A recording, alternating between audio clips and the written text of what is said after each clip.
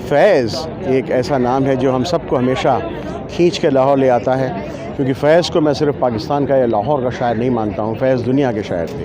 फ़ैज़ जितने लखनऊ के शायर थे उतने ही लाहौर के थे, जितने बेरूत के थे उतने बांग्लादेश के थे, जितने अमेरिका के थे उतने अफ्रीका के थे।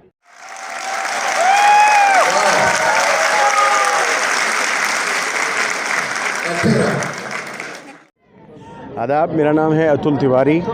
मैं लखनऊ का रहने वाला हूँ, दिल्ली में पला बढ़ा हूँ और बम्बई में ज़रिया माश है मेरा। मैं फ़िल्में लिखता हूँ, फ़िल्मों में कभी कभार एक्टिंग कर लेता हूँ, गलती से थिएटर लिखता हूँ, डायरेक्ट करता हूँ, म्यूज़ियम्स बनाता हूँ, वगैरह वगैरह वगैरह। यानी कुछ भी नहीं कर पाता हूँ ठीक से। लेकिन जो फैज़ साहब का कहना था ना कि कुछ इश्क किया कुछ काम किया, इश्क काम में आड़े आता रहा, काम इश्क में आड़े आता रहा, तो कुछ वैसे ही अपना भी है, आड़ा तिरछा सा हिसाब।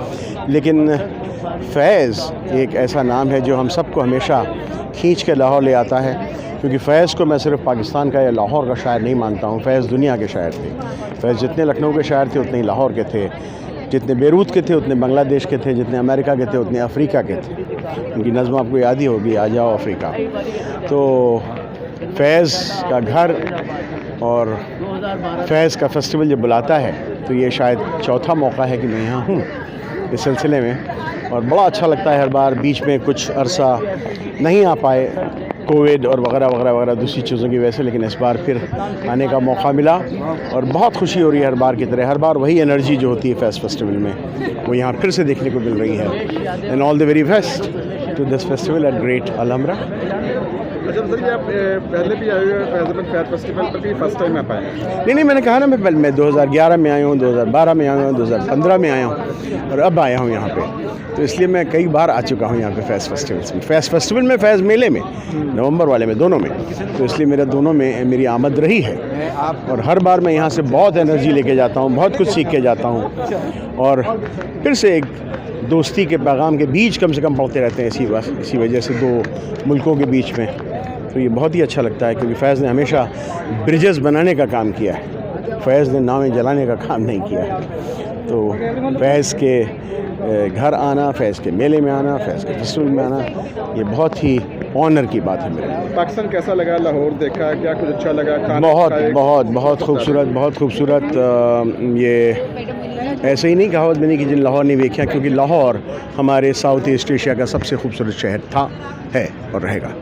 तो अमन के वाले से कोई मैसेज देना चाहते हो कि अमन कैसे हो सकता है पाकिस्तान और इंडिया के दरमियान? भाई, अमन के लिए अगर मैसेज देने की ज़रूरत पड़े तो समझ लीजिए कि कुछ ना कुछ गड़बड़ हम में है, और जब हम में की बात करें तो हम सब में है, क्योंकि aman is the natural state of things.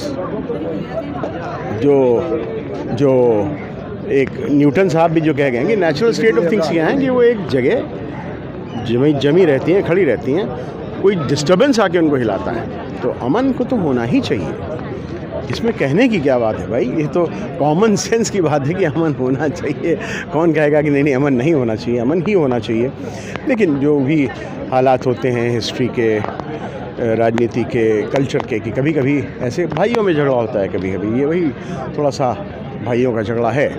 हमारे यहाँ एक कहावत है कि भाई पड़ोसी एक जैसे होते हैं, क्योंकि हर पड़ोसी में कुछ ना कुछ टुन्न फुस लगी रहती है। वैसे भाइयों में भी कुछ ना कुछ टुन्न फुस लगी रहती है। लेकिन मैं तो सिर्फ ये कहूँगा, रहीम एक बहुत बड़े मुस्लिम शायर हिंदुस्तान में हुए हैं जो कि बहुत कमाल की शायरी करते थे और हिंदी में करते थे। तो उनका कहना है एक उनके दोहे में कि यहाँ वो कहते हैं कि रहीमन चुप कर बैठिए देख दिनों के फेर, जब अच्छे दिन आएंगे बनते न लगी है देर।